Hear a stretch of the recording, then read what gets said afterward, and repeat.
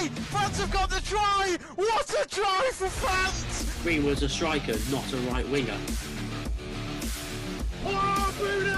Yes! It's 4-2. Lewandowski's got a hat-trick too, and it's in! And RB Leipzig have scored!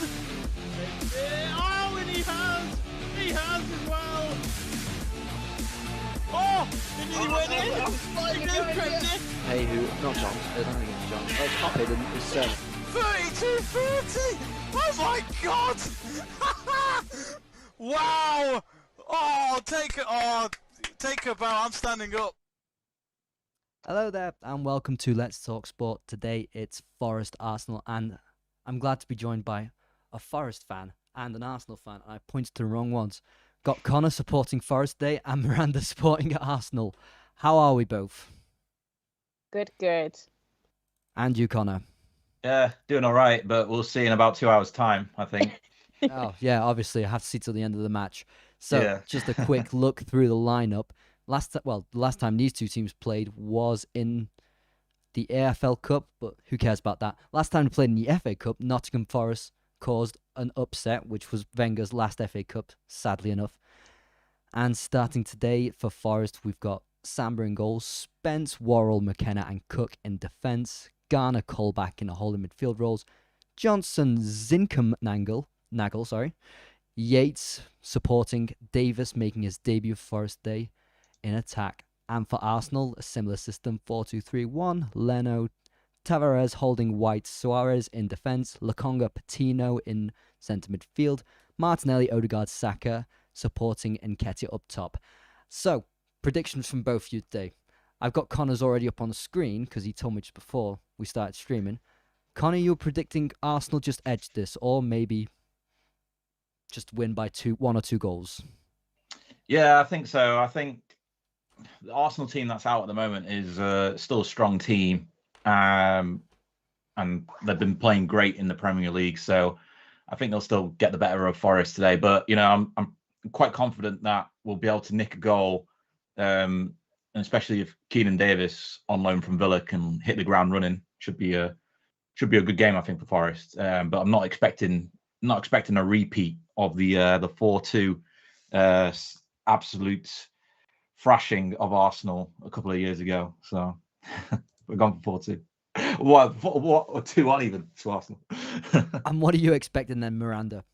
I'm thinking a 3-1. I do think Forest is probably going to nick a goal. Defensively, I'm not massively confident about the lineup, but I think maybe we'll win and potentially get a couple. So yeah, 3-1.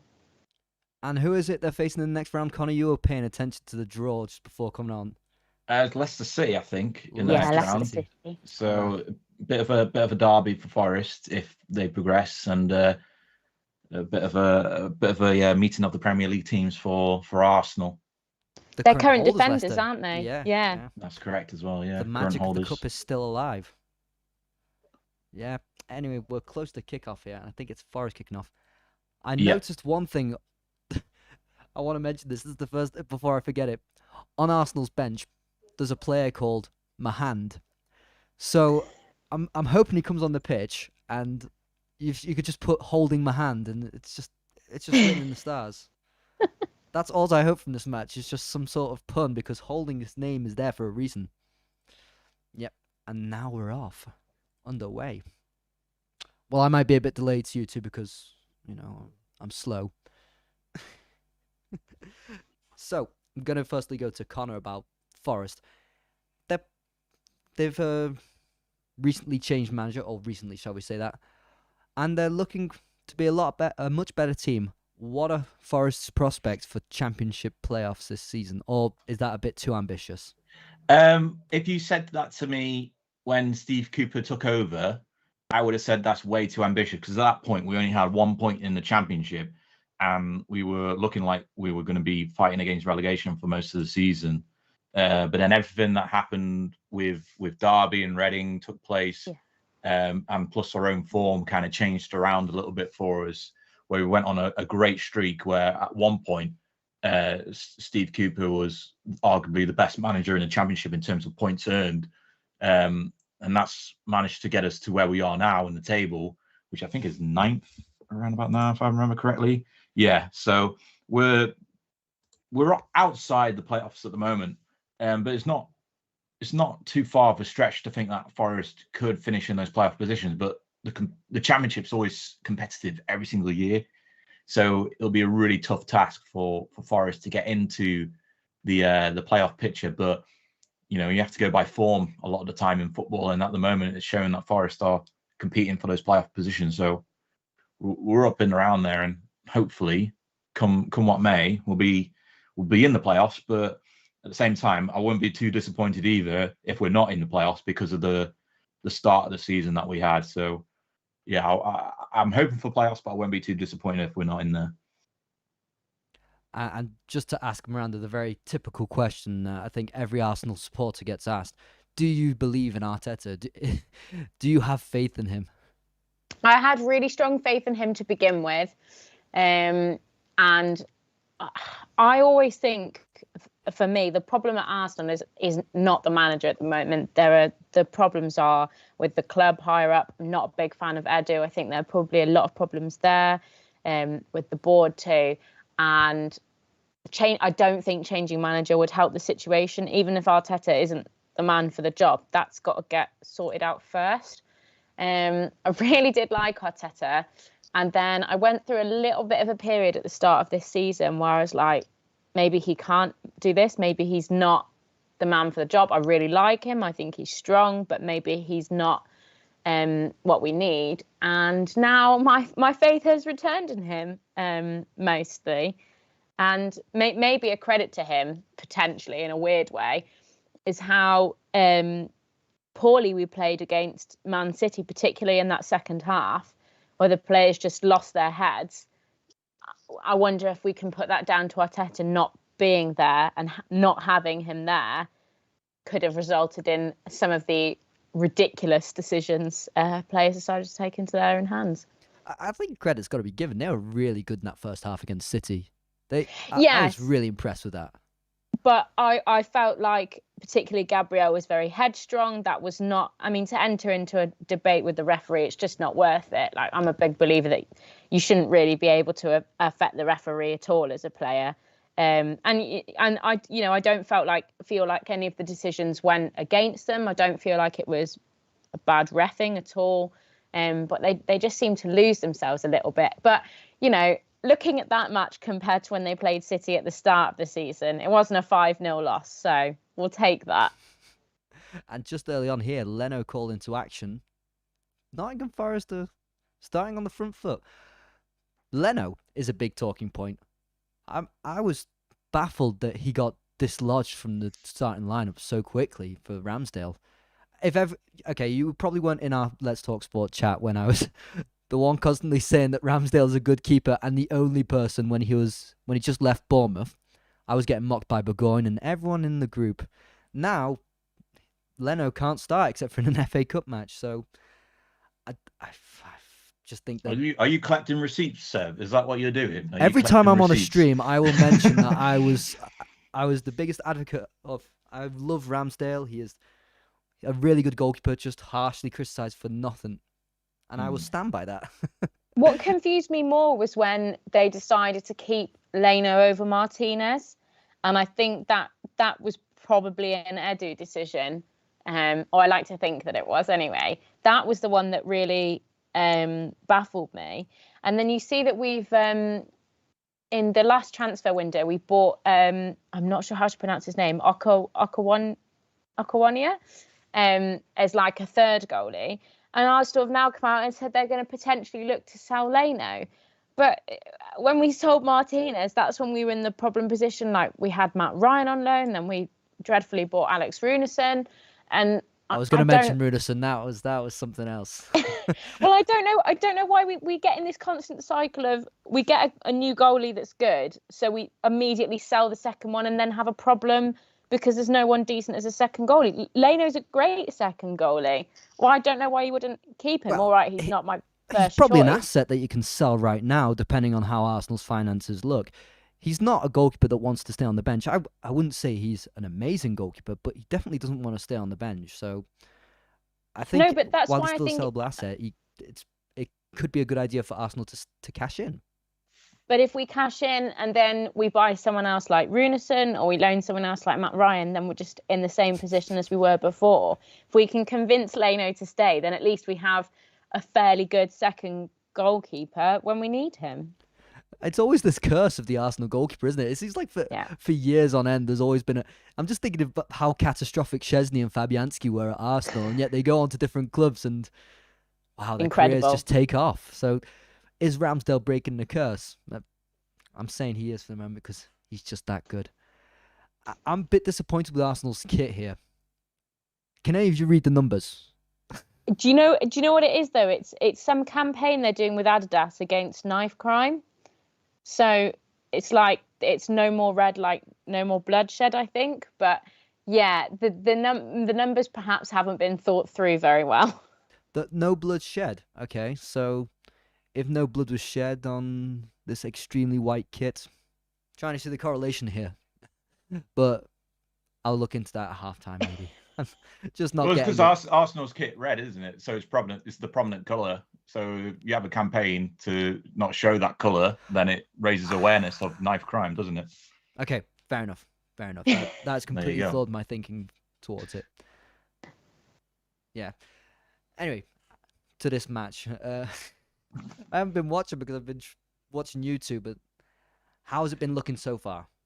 I think it's been a bit even. Like Arsenal just had a chance then with Ben White, but the shot just went wide, not really testing Bryce Samba, the Forest goalkeeper. But it's been a bit back and forth, really. Like both teams have had a bit of spell and possession, but then again, it's only been about 8 minutes into it.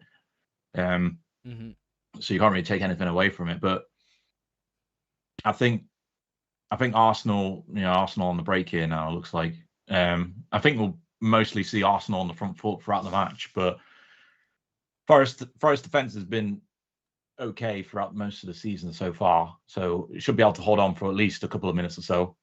But we'll see as the game goes on how it adapts and how this front three works, really, because I think playing front three at the moment with Johnson, Davis, and Ziganagel, so who's on loan from Watford, by the way. Ziganagel. Oh, Keenan Davis is getting a bit. With him and Rob Holding. Yeah. Yes, welcome. Let's go, Keenan Davis on loan from Villa. Let's go.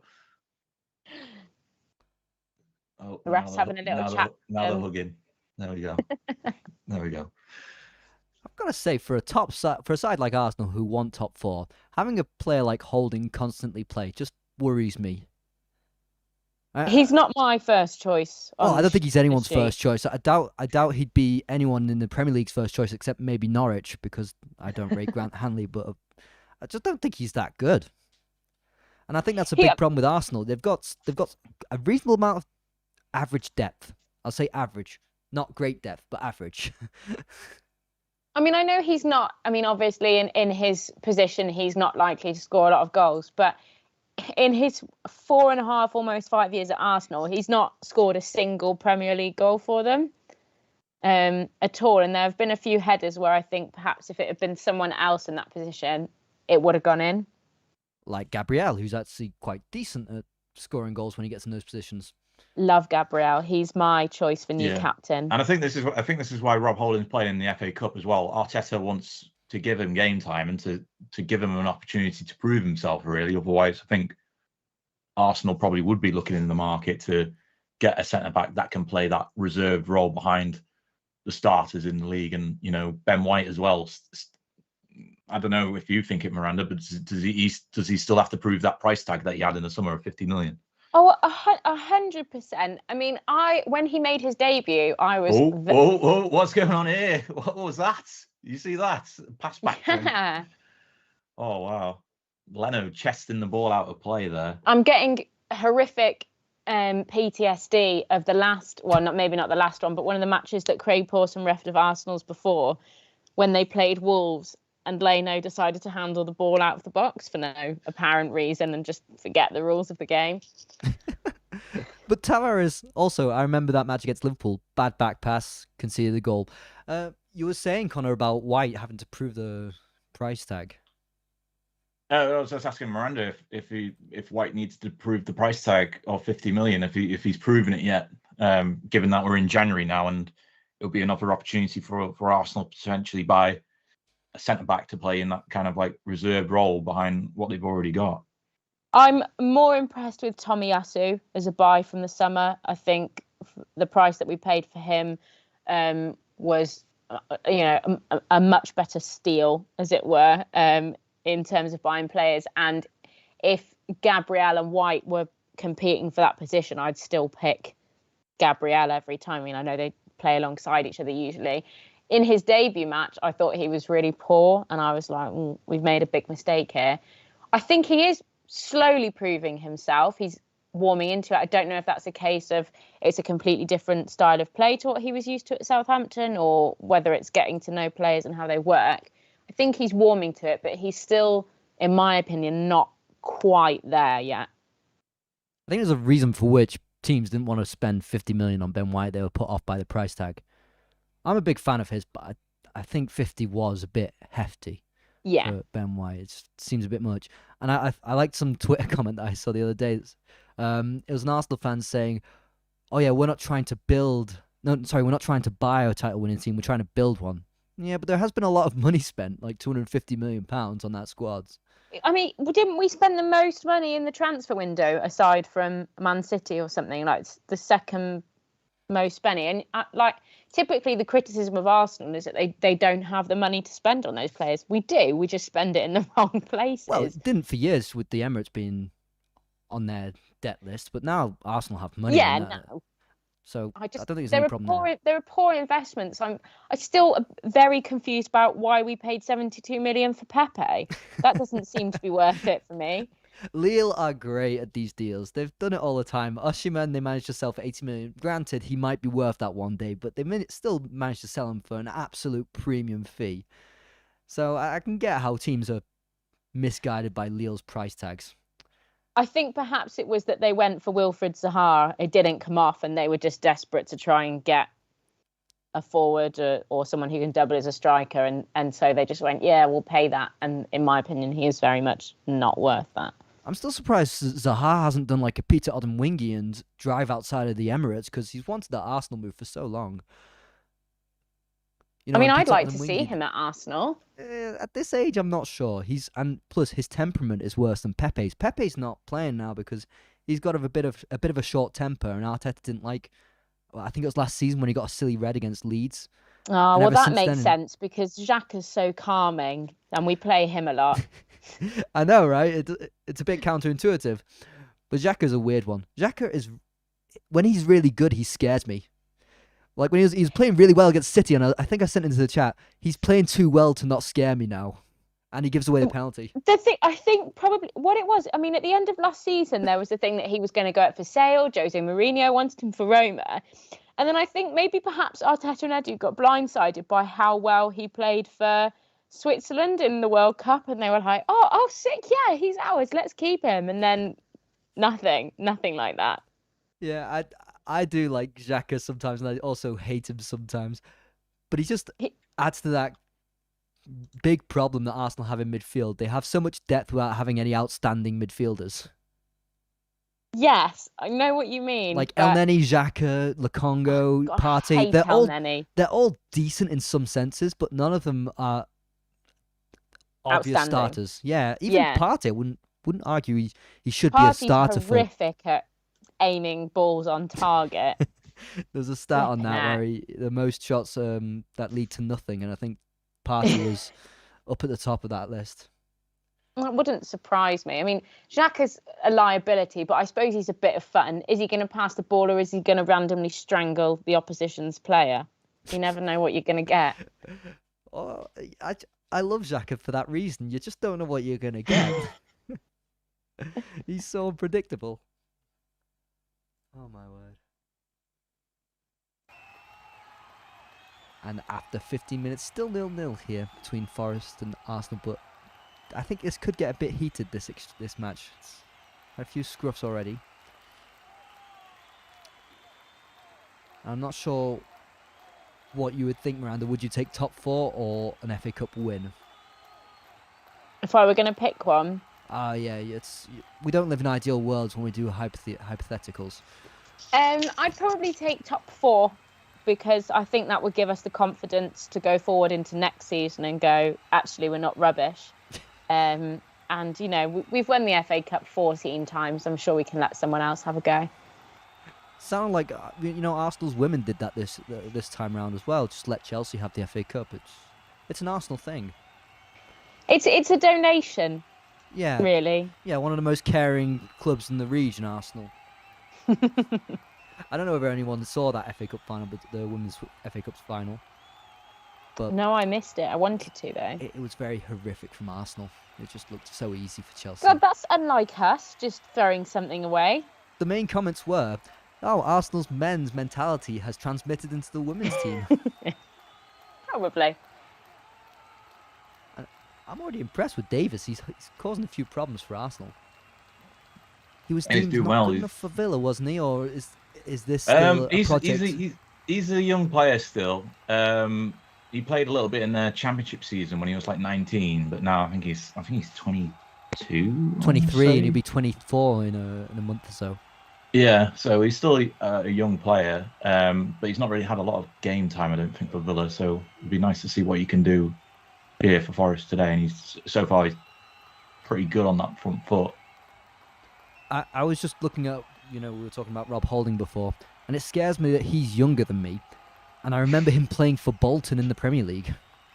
Have you seen that he's had a hair transplant done because he had a really bad receding hairline? Oh yeah, I saw that. Yeah, I didn't see that he had a transplant, but it was pretty obvious. Well, yeah, I didn't see, but I mean, where else is it going to come off? It's not going to magically grow back when you're. I don't want to tell you where it comes from. That's not appropriate. I'm sure we can ask Wayne Rooney about that. It looks good. It looks good on him, so I'll give him that. I always think he looks like an IT consultant. He doesn't look like he should be playing in the Prem. He does. He looks like the IT guy at your workplace. He looks like a guy who's going to come to your house and sell insurance. Yes, he just does not look suited to football. So it's weird when he gets a bit frustrated because it doesn't seem like in his character he seems too nice. He still smiles when he's frustrated. It's weird. Oh, that's the Arsenal mentality of not having leaders. They're all just happy to be there.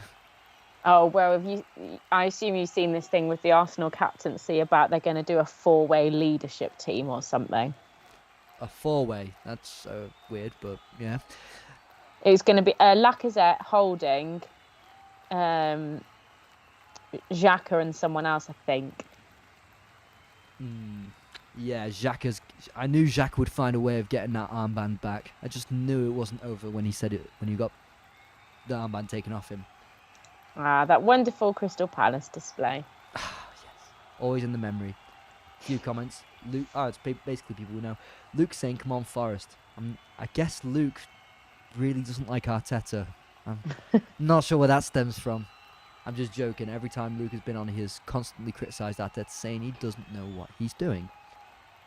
And AJ Seth saying Arsenal are a good team filled with exciting young players. I think they need some time to grow before they become title contenders. I think their growth spurts all are over, but they might gel well as a team. I'm just messing. I think Arsenal could do something with this team if they add a good midfielder. Now, they've been rumoured to be in with a... That's not how you say it. They've been rumoured to want to buy a midfielder. I've heard Wijnaldum on loan. I've heard Bruno Guimaraes, if I'm pronouncing that correctly. That'd be good business, wouldn't it? But then it would also say, the Partey transfer didn't work all that well. We need another one. That's what it screams to me. Well, I know they have been looking as well into, or allegedly looking into Dominic Calvert-Lewin from Everton, but that would seem like an odd buy for me. Very odd. Don't think that's what they need. Yeah, I remember I was with Luke we were doing an overrated lineup, and yeah, as harsh as that is, we just did it anyway. I put Dominic Calvert-Lewin. Now, I think he's a great player, but everyone keeps saying as soon as he comes back, Everton are shooting up the table. I'm not convinced, and if he doesn't get any support like a Rafa team plays, I don't see how that works. Would work really good at Arsenal. I can see that working, but I don't think he can. I don't think he's an improved Lacazette. I think he's a completely different option. So I'm not sure how it works with Arteta or Calvert-Lewin. I don't see that happening. And Arsenal almost implementing the Barcelona system of, you probably need a defender. Let's go buy some attacking players. Yeah. I mean, the midfield is really what I would be looking to strengthen. But then again, as you say, we've got a history of, we need this, so let's buy something completely different. So I'm not confident. Imagine when they bought Lacazette and then suddenly the next transfer when you're like, okay, now a defender, and then they got Aubameyang. Like, brilliant, just brilliant. Is Aubameyang going to get sold? Yes, When? I think he is. I think potentially after AFCON. There's obviously a lot of tension there. And I think, I mean, I was looking at statistics. Arsenal played a lot better since he's not been there. It's a show of not superiority, but of, I can't even think of the right word right now. Of I guess Arteta being strict with players. You know, you don't decide what you want, you play for me, and that's how it goes. And I think there has been a problem with that in the club. I heard rumours that under Wenger, there was a lot of problems with players going, oh, I don't want to play today. And Wenger would go, oh, well, that's okay. Don't worry. You don't have to. And that's, a lot of players had that, got annoyed when Unai Emery came in and said, no, that's not how it works, and got him out because he wasn't playing the way they liked. And I think Arteta's done a relatively good job of potentially rooting out those troublemakers. And so I think he'll maybe try and make an example of Aubameyang. And let's face it, if we can get rid of that price tag on our books for someone who's playing very poorly on the whole, I think they'd try and do it. It's been a bit of an underwhelming transfer, in my opinion, that one. It could have been so much better. And yeah, he's been top scorer at some point. But I don't think it really fully worked.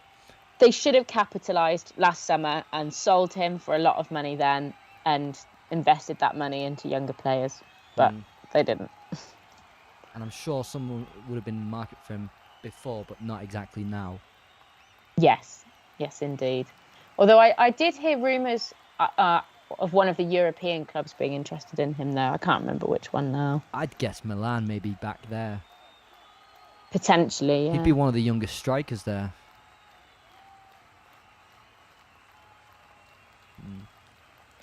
And now Arsenal. Currently in possession. Martinelli has looked like he could threat, but without fully threatening. I don't know what to think of Martinelli. I absolutely love watching him play, but I don't know whether he'll become that player. That ultimate player that we expect of him. I think he will, but he's had so many injuries and problems that he's not really had a good run at it. I don't think he's gone like 6 months without being injured until now. So I think maybe it's going to be more time warming into that role, and Arteta's changing him around and playing him up front and then playing him on the right. And when he learns his place, I think he'll be really good. But for the meantime, he's mainly on the left wing, right? He's a left winger at trade, and he often just drifts out there. Yeah, and I think he is doing that well, but he needs that support in midfield, and I think he works better with Smith-Rowe than he does Ødegaard. Yet Ødegaard has been one of the better players for Arsenal at the moment, so it's hard to take him out, isn't it? Oh, Arteta has so many headaches with too many good players up top. And yet, headaches also in midfield with not enough good players to pick. Lokonga, Partey, El Neni. I like El Neni, so I'm not going to say anything. In my family, we refer to him as El Nini because we dislike him so much. So has he gone to AFCON? Yeah, he plays for Egypt, doesn't he? Yeah. I just didn't know if he was selected or I haven't. I mean, it wouldn't followed the surprise me choices. if he wasn't, but Yeah, I guess. But I thought Arsenal always looked more functional with El Neni in midfield than Partey, but, you know. That doesn't mean he's a good player, I just think he suits the system a lot better. El Neni's very good at passing back, and that frustrates me a lot because that's not what you want to do. It's a contrast to Partey. Partey who doesn't know how to pass forward. I suppose. So, Oh, wow. what's the wow? I think Connor's a bit ahead of me, so... Rob Holding just had a shot, and the shot went so far away from the goal that it hit the corner flag and went out for a throw-in. This proves your earlier theory that he's really not good. Oh, it was a difficult take. I mean, it was on the volley, so he's no Kovacic. Although I noticed Kolasinac has made his way back onto the bench for this one. This, again, proves a bit of Arsenal's flawed transfer policies. The guy they're so badly trying to get off their books, and even at some point, Schalke were relegated, so probably didn't want to buy him, but even then, he couldn't get a permanent move away. Well, I mean, again, with Guendouzi, why have we not sold him? We don't play him. We send him out on loan every season. Why don't we just blooming get rid of him? It's going to be the same case for Saliba soon. Yeah, probably. Even if Saliba is not exactly impressing, but seemed like a decent defender. Mm. I think it highlights again, as I was mentioning, Arsenal's flawed transfer policies. It's pretty poor. Ooh, getting close. Dangerous chance here for Forest down the right, and Tavares just letting him waltz down that right-hand side. You're playing your rivals soon, aren't you, Connor? Derby? Yeah, I think it's the end of the month or 2 weeks' time. It's nearer to the end of January. It's not next week. Oh, no, because they're my local team, so... Ah, yes. Well, semi-invested in them. Last 4 matches between Forest and Derby have ended in a draw, so I'm just going to put that there and say that I it's thought gonna you be a won draw. at the start of the season, didn't you? I think it ended in 1-1. Yeah. How odd. 1-1 at Pride Park it was, yeah. Yeah, and Derby, despite their very low resources and Rooney trying to work miracles, will they manage to do the impossible and escape? It's the hope that kills you, isn't it? I think they might do it. I think they might. You know, they've still got half the season, and they're only 11 points behind the next one. I think they can do it, but whether they will do it...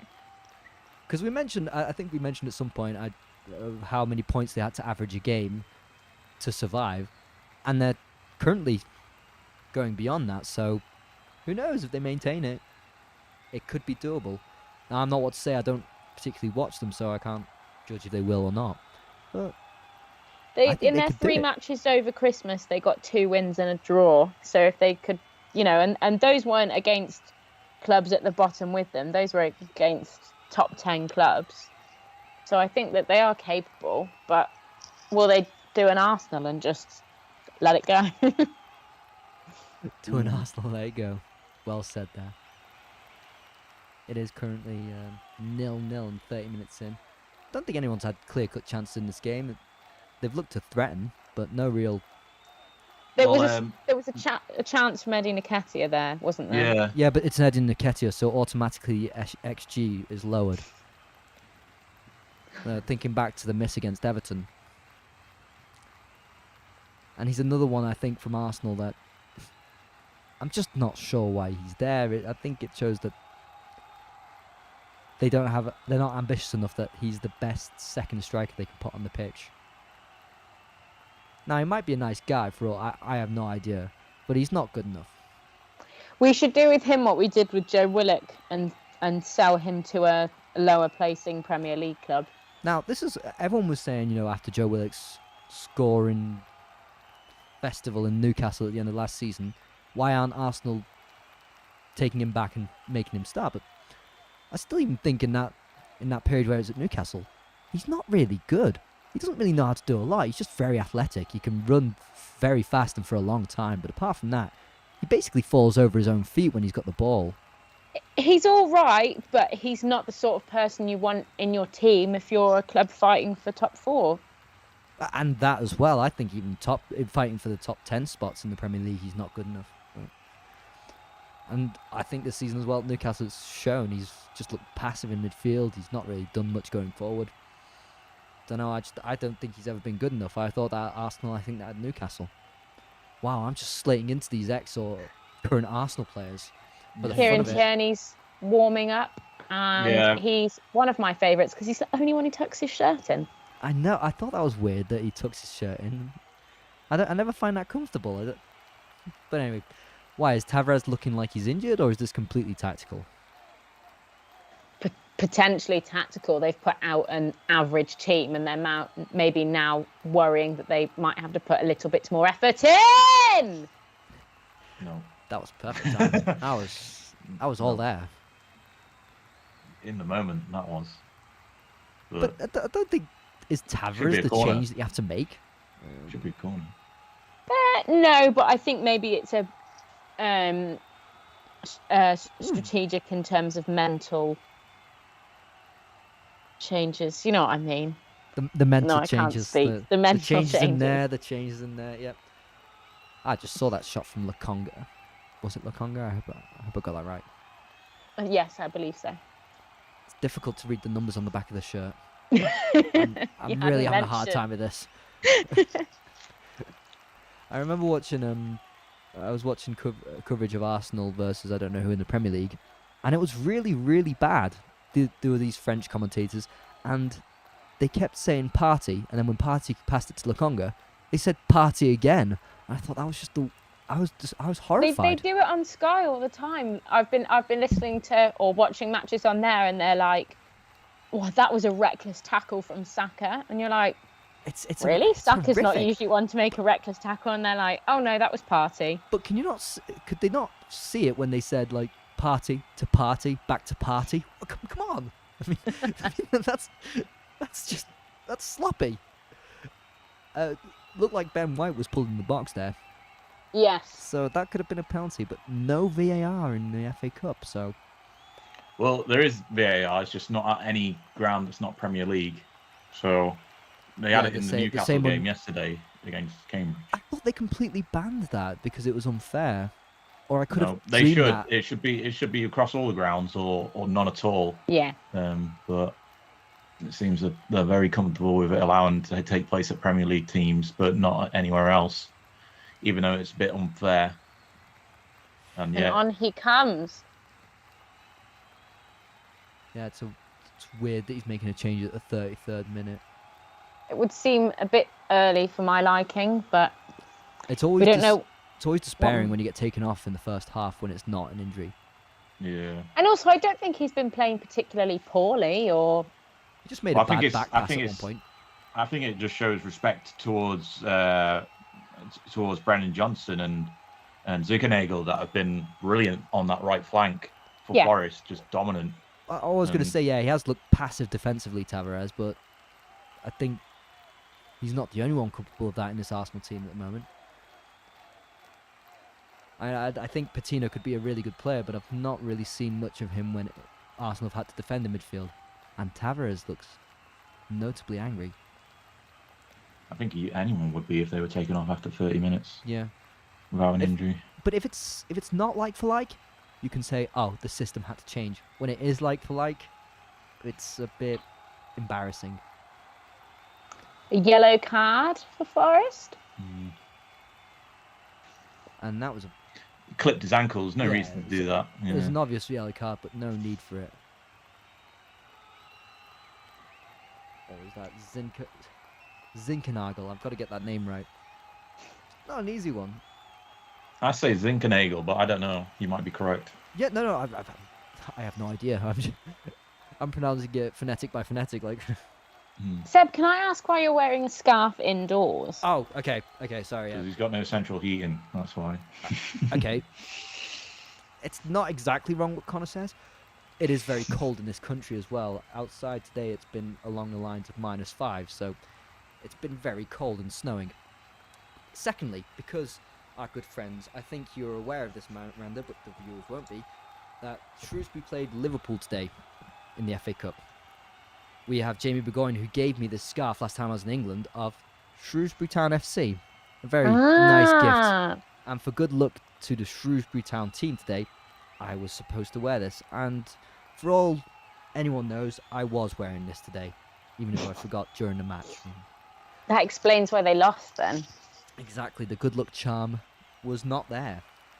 But You wore now it I'm for 20 wearing it. minutes and then Shrewsbury got thrashed, so, that's what happened. And to be fair to our friend Burgoyne, he said Dan Udo, is it, will score. And he did, so fair play to him. I'm not sure how strong the Liverpool side was. Oh. Yeah, That could be another one. A cross coming in there for Nketiah, but is Nketiah particularly good in the air? I say that. Is he particularly good with his feet? Particularly good at any given time. That's very harsh. I remember a couple of seasons ago. I think it's 2 seasons ago now. He went on loan to Leeds, and Leeds were really disappointed that they had to let him go back to Arsenal. And I think at that time they were looking to replace him, and I think the person that replaced him might have been Bamford in the end. But he's always had. I think I've always heard stories about. I don't know. I call him Nikita, but I think that's incorrect. I think you might be correct with Nketiah. Yeah, but I've always heard stories of him like doing well in the Championship when he's gone out on loan, but not really breaking through for Arsenal. But he's still got time because he's still quite young, isn't he? But then, yeah, I think he's only 20. He's 22, but when he was at Leeds, obviously a lot younger, so 1920 season.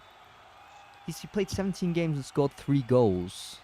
Okay, they might have liked the way he plays. There might be a lot of other factors. Granted. Well, with Bielsa, you have to fit the system, don't you? And, exactly. You know, if you fit a system like that, it doesn't really matter. Yeah, but I think it still is a bit indicative that 0 assists, 3 goals in 17 games. The return is not particularly phenomenal, especially if you look that it's in the Championship and not the Premier League at that point. Again, I didn't see him play at that time, so I'm not going to judge him. I'm just taking the stats at face value there. So I don't know. He was competing. It says he was competing with Bamford for a spot in the team, I think, or playing alongside him. But then that was also the same period where Bamford was renowned as not a prolific finisher, So maybe it's just a lead striker problem. See, I didn't see what happened there, so I'm going to see what happens now. Underwhelming is all I'll say. Underwhelming. I'm looking forward to this. Martinelli out wide. Looking to get the ball in. Gets to Tierney. Shot by Holding. No, okay. It was blocked. And every time Forest have looked to want to counter with Davis up front, White's dealt with him okay, but you can tell that Davis is causing problems. And this is the kind of match where you want to see White show that he actually has some physicality, because there have been matches where he's lacked that. Yes, definitely. The fella who doesn't watch football. There we go. So I'm guessing he's one of those ones who doesn't like football, but plays it just for the job, Got to earn that bread. I'd love to be able to do that, just play football on the side. I find it weird that you could play... how to say it, a game like that where you have to be the best of the best and not be interested in it. That's baffling to me. Well, apparently some actors hate acting. That's true. But I still find that bizarre. Because I think you have to have some sort of determination and drive to be the best in that line of work. But, oh well. It's just like if you've got a skill, then you use it, don't you? Or if you're Thomas Partey, you don't have a skill and you don't use it. Oh, that's harsh. He plays for Arsenal. He got some sort of skill to play for Arsenal. He was worth £50 million. Didn't come from nowhere. I like the way that Ben White is trying to play a role where he steps a bit more out of defence and plays the midfielder as a player who's known for being quite good on the ball. I'd love to see him in midfield one day. I'll say that now. I was impressed with him at Brighton last season when he was playing in more of a midfield role. So, 40 minutes gone. Maybe 41 for the other two because they're in the country where it's been broadcast. And still 0-0. Yeah, I'm impressed with how Forest have played in this first half. I think we've done well. Not really made any big mistakes, but just a bit of few errors that haven't been caught by the referee in the penalty area. I think just got to clean up on that. But I think overall we've done a decent job so far against Arsenal. Possession much more in favour of Arsenal, but Arsenal had, by the looks of the stats, no shots on target, whereas Forest have had 1. So you see, Forest have probably. I think it's been nice to see more of Charlie Patino for Arsenal. And are you impressed with him? Is this the future of Yeah, Arsenal? for or a is this youngster. just a cameo? I mean, for a youngster, I quite like him. I'm not looking at him and thinking he's giving like Smith-Rowe or anyone a run for their money, but he's someone who could develop. So his only game that he's played for Arsenal this season was then in that 5-1 win against Sunderland in the EFL Cup. Got a goal there. Yes. Yeah. I saw that Twitter account that interacted with Patino as something that went on in Football Manager, and the real Patino responded saying, "Oh, why would I leave such a great club like Arsenal?" So obviously a fan. Well, who was? There's someone who is at Arsenal that predicted Saka would be a really important player for them. I can't remember who it was. And very rarely does he recommend players, but he said that he thinks Patino will be very influential as well. So we shall wait and see. Fair enough. I do like number 87 on a player. The high numbers like that. That's like the easiest way to spot academy players is the ridiculous numbers that they have. Well, it's not easy to spot any number on these Arsenal players as it stands. Jamie Burgoyne saying, "Where's the Conor Porter podcast at?" Deleted it because I'm doing a fresh start. So yeah. Stuart Davis. Which Davis is causing more problems? Me and Jamie are behaving. I'm not sure what he's talking about there, but oh well. And White in possession. No real high pressure from Forest. I think they're just waiting for counter-attacking chances to come in. Oh, what's happening there? He looks like he might go for a card. It should definitely be a yellow. He took him off his feet. Took Samba off his feet. Oh, Trailing leg as well. Should be definitely be a yellow. Yeah, That's careless. That is. Poor That's tackle. a very poor tackle. How has he not got? Has he got a yellow? surely he has to. Indicator. Yeah, I'm deeply bothered by those two consonants following each other without any sort of apostrophe as well. And is that not a yellow? Yeah, presumably nothing. He's lucky there. Very lucky.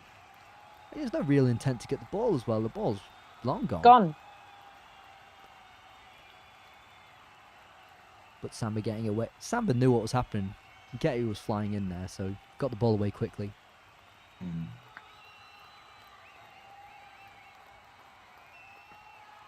That is right, Nikita, isn't it?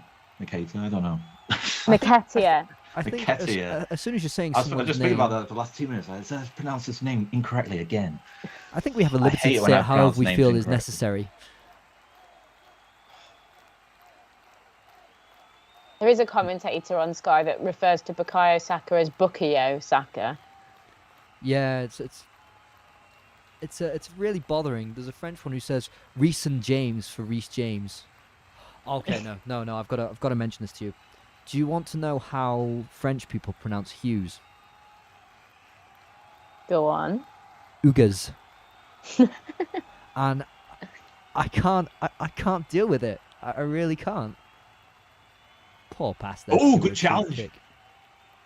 Not free kick, sorry. Oh, it's too far out your feet. Oh, that was huge. That was a huge breakaway chance. I think you mean an Uga breakaway chance. Oh. James Gardner on loan from United. Oh. I'm bothered by that comment, Miranda. Good. But it was sloppy from Suarez, giving it away like that. Yeah, It's, but at least they made the effort to go and retrieve it, which, I think it was White who got it back. yeah. Yeah, I still think it's really bad that Suarez was so bad at Southampton, then Arsenal like, you know what, you'll be good for us. Maybe that's why they've gone for Ben White. They're like, defenders from Southampton, yes. He's from Brighton. From Brighton. Who? Ben White. Bought from Brighton. Oh yeah, I for some reason I've just confused Ben White with Cedric Suarez. yeah. Cedric Even though we're Suarez was the one talking about Suarez, I'm not your French commentator, Suarez to Suarez. Suarez was the one who just lost the ball, and he was terrible at Southampton. Then suddenly Arsenal like, we'll take you on loan. We need a right back. Then they made it permanent. Worst thing of all. Ooh, is that a penalty or is that a free kick on the edge of the box? Free kick. Oh, it's offside, Or firstly. offside. It's offside, Yeah. firstly. Yeah, from Saka. Not seen a lot of Saka in this game. No. I know, that's how I think Forest have played well in this first half. Like, Yeah. not really allowed Arsenal to properly control the game. And when they've been on the counter-attack as well, they've been threatening. So, pretty pleased with how Forest have played in that first half. Good for start. Arsenal have underestimated them. Luke Tanner saying Garner would walk into that United midfield. Interesting No, comment. I wouldn't. No, I wouldn't. Don't say comments like that. No, obviously not. Having No. I think a decent match. Oh, so it's half time. But he wouldn't walk into that United midfield. So this is his second season on loan from United, if I'm not wrong. Is that right? Yeah, he was on loan for half a season, I think, last year. Yeah, for the last half, from January last year till the end of the season, and then we brought him in for the full season this year. He's been pretty well. He's been pretty well when he's played for Forest. Just don't know if he would break into the United team just yet, though, which is why I said no to Luke's comment. Where's Miranda gone? She Yeah, left us, she just didn't had to excuse herself for half Ah, time. okay. Yeah. No worries. But as he played decently there, I haven't been able to see enough of him in this game. Yeah, it's been decent for Forest.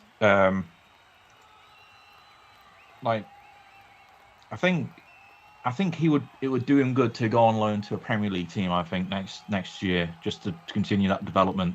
He's still got time. He's young, 20. Yeah, But 2 loan spells for I think- Nottingham I doesn't think- really. yeah. It doesn't smell right, does it? You'd want him to. You're usually a Premier League club when they're lending out It's a not player. that. I think he's actually at that level already. I think he's ready to play for a Premier League team. Lower down. Mm-hmm. And get that opportunity. I think he's good enough for that. I think Forest were incredibly lucky to get him on loan for another season. I think he's ready for that next step. Usually, when you have 2 seasons in a row at the same club, to me it seems like that they end up buying him after the second season. And who But knows? I also think it's an indication that the progression at that club's going well, and the club wants him to continue out there because they feel as though it's the right spot for him. But I think throughout the season so far for Forest, I think he's proven that he's ready to take on the test of being in the Premier League. And who knows, if they do get promotion, he could be on loan next season at a Premier League club but stay at Forest. We'll wait and see on the promotion thing. Let's not get too ahead on ourselves. You're a typical Forest fan. You tend not to get carried away. Yeah. Yeah, so that's understandable. So, what have you thought of the game so far? Yeah, like I said, I think it's been a good first half for Forest. They've had a couple of chances tested. Keenan Davis has had a good debut so far, playing on the front foot, on that front line, working well with Johnson and Ziganagel. I think as well, like I said, the defence has got away with a few things in the penalty area that if the game was being monitored by VAR, they may not have got away with it. So a bit lucky on that aspect front there. But ultimately, I think Forest are playing good football so far and deserve to be level with Arsenal. It's been very direct, hasn't it, from them? It's a very good tactic. I always associate Arsenal with being extremely direct under Arteta, but Forest are playing that same system against Arsenal. When they've got the ball, get it forward out in either those wide areas or down the centre, and just ask questions of that exposed Arsenal defence while midfielders aren't back. Yeah, just hit them on the counter attack, and yeah. I think that's what you have to do when you're a lower league team playing against a Premier League team with the experience and quality that this Arsenal team has in this lineup.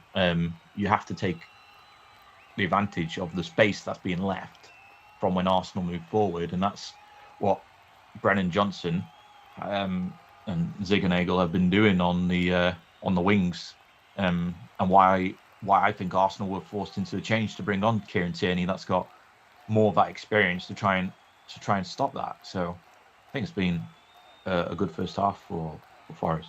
Do you think they can grab a win from this, or still thinking Arsenal might get this one? I think they still might get this one, Arsenal. Especially in the second half. They got some quality on that bench. We've already seen Tierney come on, but Lacazette's in there as well.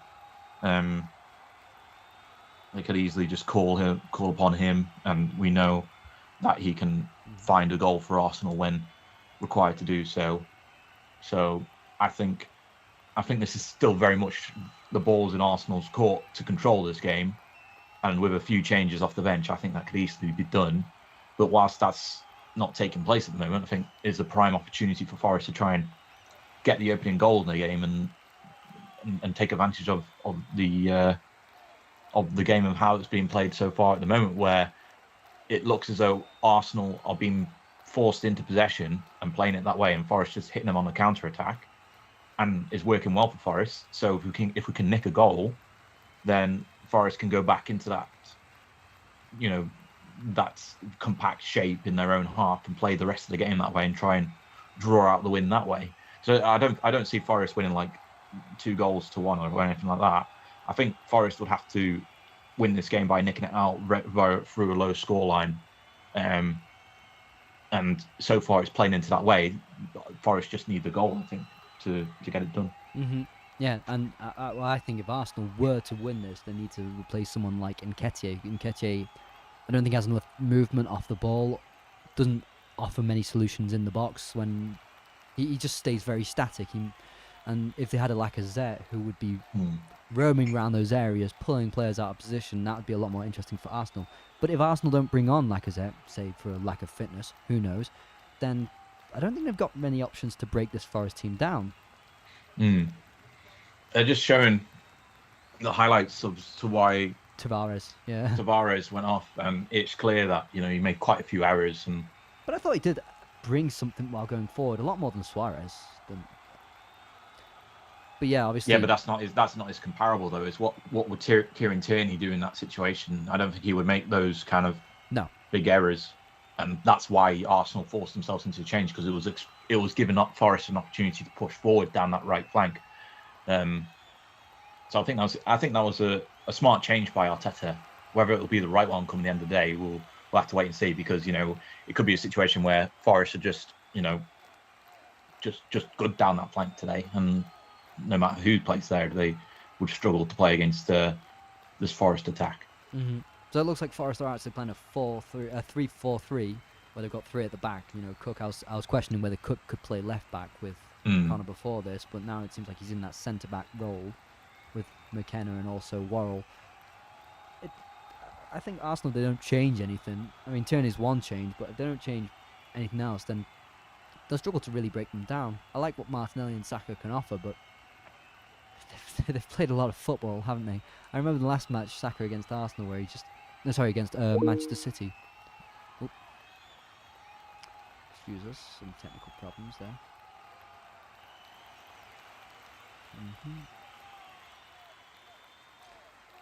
We'll just take a break and be back in a minute.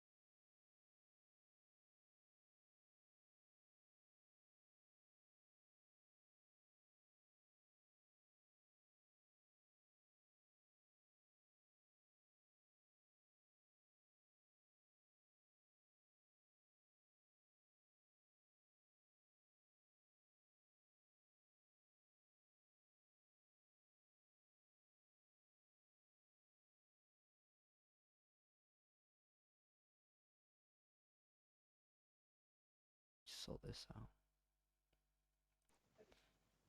Surely, fans have got the try! What a try for fans! Green was a striker, not a right winger. So we're back for the second half, and they're just waiting in the tunnel now to come out onto the pitch. Hopefully we'll have Miranda back in time for that. Not sure. So, you're still sticking to 2-1, Connor, because I'll give my predictions. Yeah, I think 2-1 is the direction the game's going to go in. I think...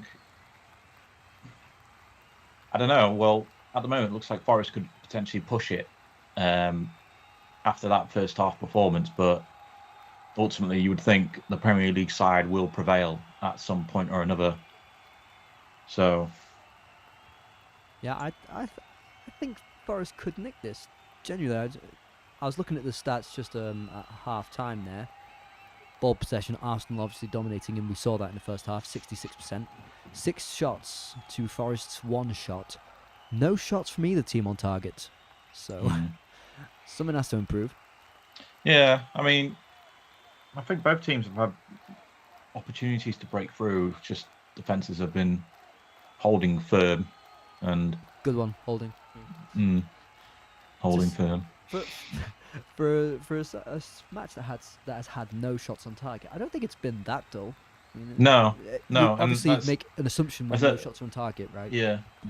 It's a bad way to evaluate a match just by going off shots and shots on target, because you could have a game that had 10 shots and 9 on target, but ultimately that's just to signify that one of the defenses was pretty bad in terms of defending opportunities on goal.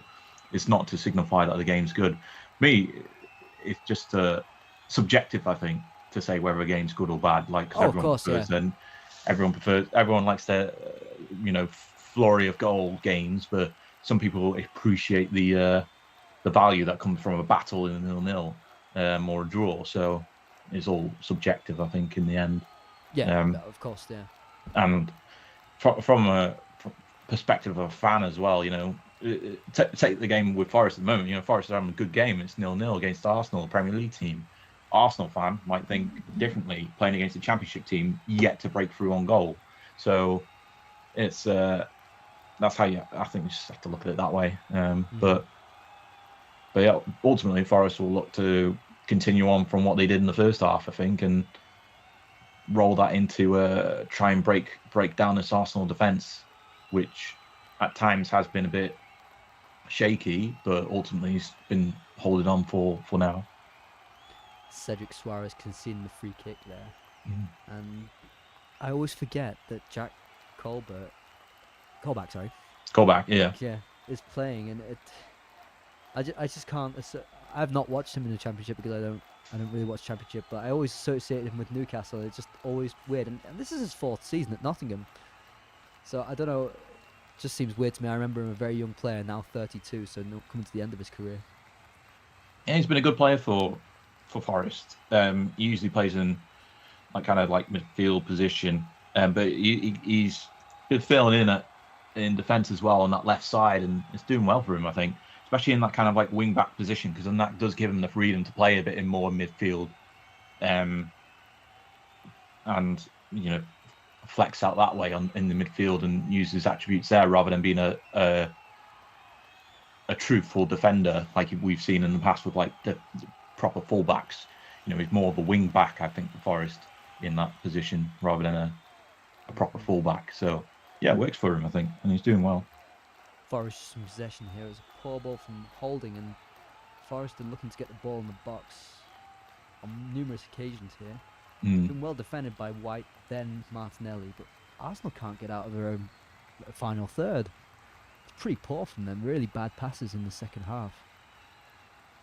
We've only had 3 minutes of it, so I know, but I think there's more than 5 or so mistakes from Arsenal players while trying to get out from the back. An opportunity for them to break away now. In the box, shots, stuck blocked. I think that was not sure who took that shot.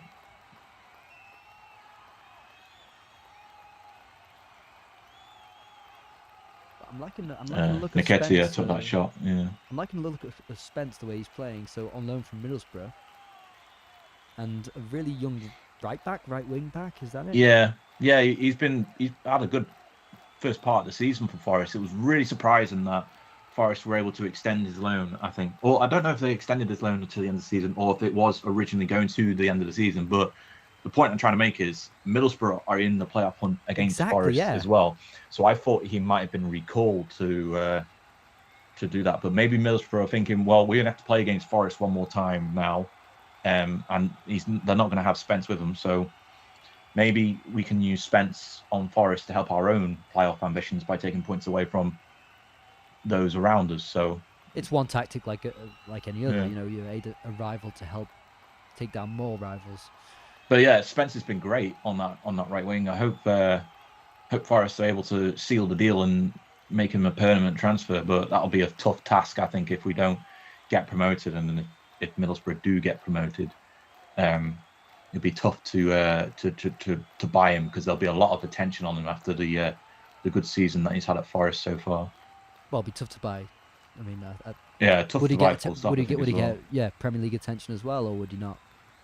Young English player, I think. Young English player always gets attention. Whether or not it be, I think teams will always look for that kind of player.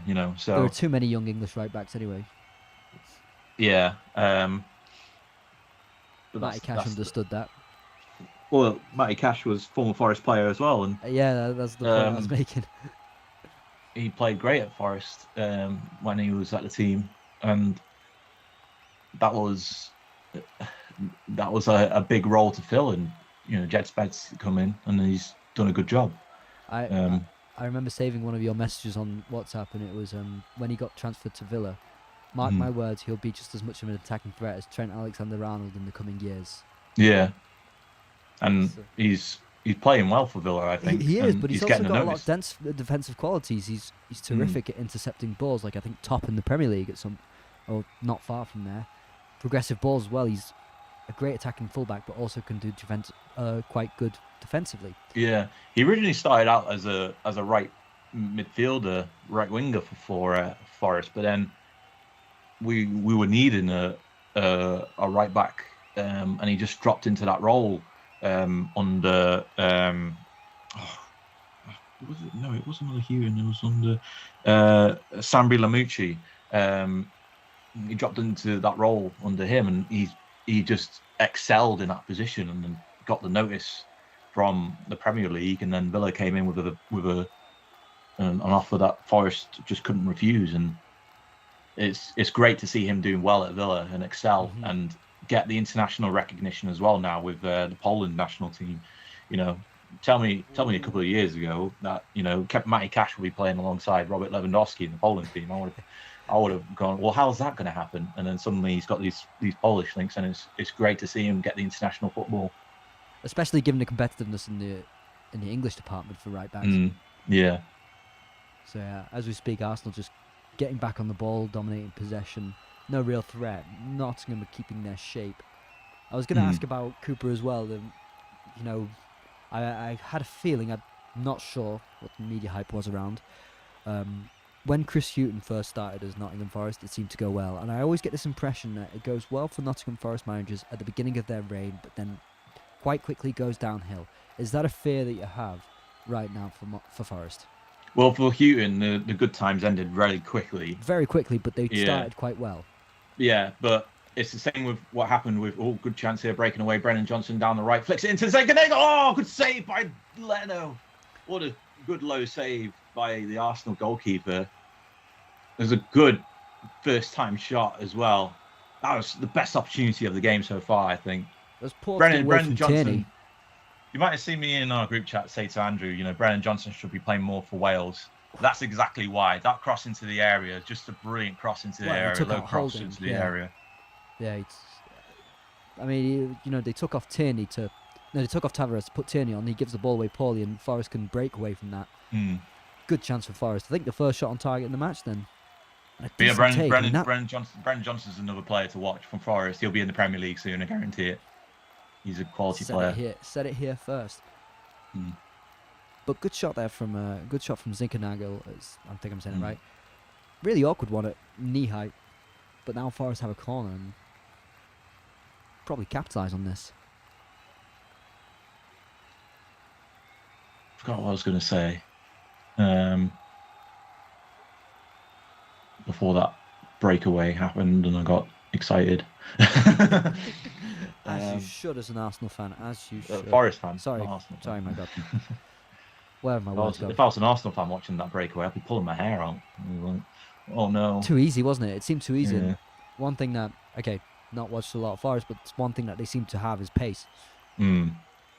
So the likes of Holding and White don't really compensate for that. You're going to play a high line, you can't lose the ball. Yeah, and we can't get caught out here, and it looks like we've just recovered in time, so that's good. But yeah, Forest, opening 10 minutes of the second half, Forest on the front foot. I did not expect this from them in this game. But they know they'll have spells where they won't have the ball, and they're keeping a decent shape while defending. I just didn't expect it. I just didn't expect Forest to play this well against Arsenal. Like, I was expecting Arsenal to be on the front foot most of the time with possession, and Forest just to be playing a low line throughout the entirety of the game. But Forest is like pushing forward, and Colback's getting forward, and that's brilliant. In the penalty area. He's now playing that left wing back role, as you mentioned. Davis, get out your feet, Davis. Yeah, that's good. Colback, back to Davis. Oh, nice 1-2. Oh, just couldn't get there in time. Just couldn't get there in time before the ball went out of play. Great movement from Forest in the opening minutes of the second half. And Davis is doing what Nketiah should be doing, pulling out, coming into spaces in front of the back line, giving dynamic movement to that attacking line. And Davis has got a point to prove, and he's playing extremely well so far, in my opinion, in this game. He's playing excellent. But decent with the ball at his feet as well, not just the physicality, but can play. You could question how Arsenal are pressuring the ball, quite timid. But still, Nottingham Forest are playing really well in the second half.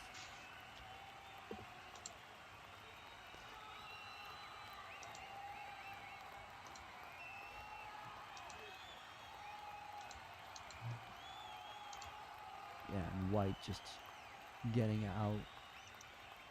And the Congo fouled there by Zinkernagel, I think.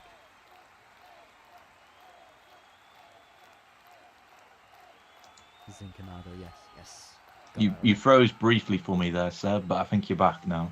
You see, I could freeze to you, but another camera is taking me to the stream, so... Okay. You see. So maybe I'm frozen on the Maybe stream, you then. froze. That remains to be seen. Arsenal attacking here. Coming down on the right with Saka. Can he get the ball out of his feet? Colback puts a decent pressure on. Gets it to Nketiah. I think it was played off to Saka's arm there, and Arsenal managed to get a corner from it. No. I think they're taking they're more going for the approach now, just going more direct, Arsenal. But Forest are defending really well, so it's not that easy to break through these lines. Yeah, I think they have to go direct, Arsenal, because Forest just aren't allowing any gaps to form when Arsenal do their build-up play. They just have to be direct now, I think. Decent shape, so it's hard to break through these lines when they're defending well in their own zones and keeping a decent line. I always think Arsenal play best when they are direct. They're not a possession-based team, despite what anyone says. They're not this Pep Guardiola 2.0 side. Arteta's style of football is completely different, and Arsenal get the best goals. Oh, that should have been a goal. Nketiah just missed a header from a Saka cross. That was just an example of them being direct and putting the ball in the feet of skillful players like Saka. Just Nketiah giving him too much space, right? Yeah. See, Nketiah proving again that he's not If exactly Nketiah gets that header on target, it's forcing a save from Samba. So, and he's got time. He's got time to position his body. He's not got a man on him. It's really poor from him. That's a poor header. Yeah, you should do better there. You should really do better. But gave Saka too much time. All the Forest players staying on the same defensive line, and you give Saka space, he'll try and punish you. And Arsenal just been a bit more direct there. Almost like Route 1 football there, straight from the defence up to the forward line. Yeah, exactly. But Forest pick up the pieces. And now they're being a bit high pressure, chasing the ball.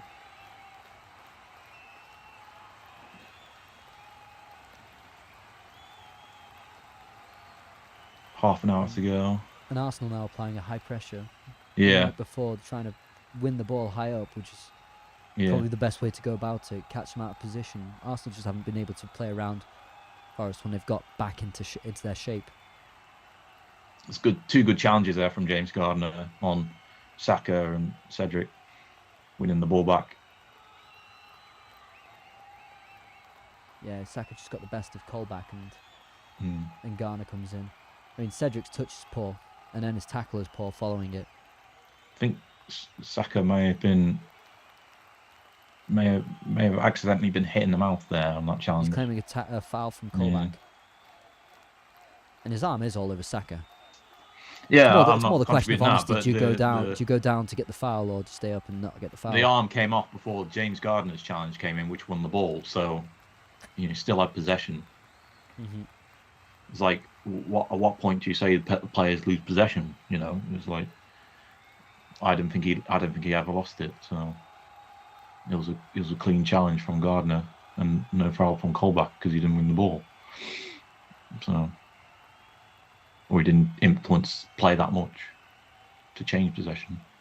Oh, yeah, that's definitely a free kick. I mean, you can't just drive through a player as they're trying to chest the ball. It's ridiculous.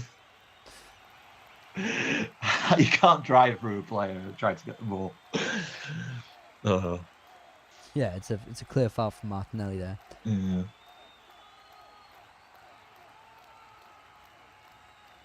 Yeah, see what James Gardner can do. James Gardner's pretty good with free kicks. Ah, okay. See if he can. See if he can whip one. It's a bit far Yeah. out. Yeah, James Gardner standing over the ball. Zinkenegel's over there as well.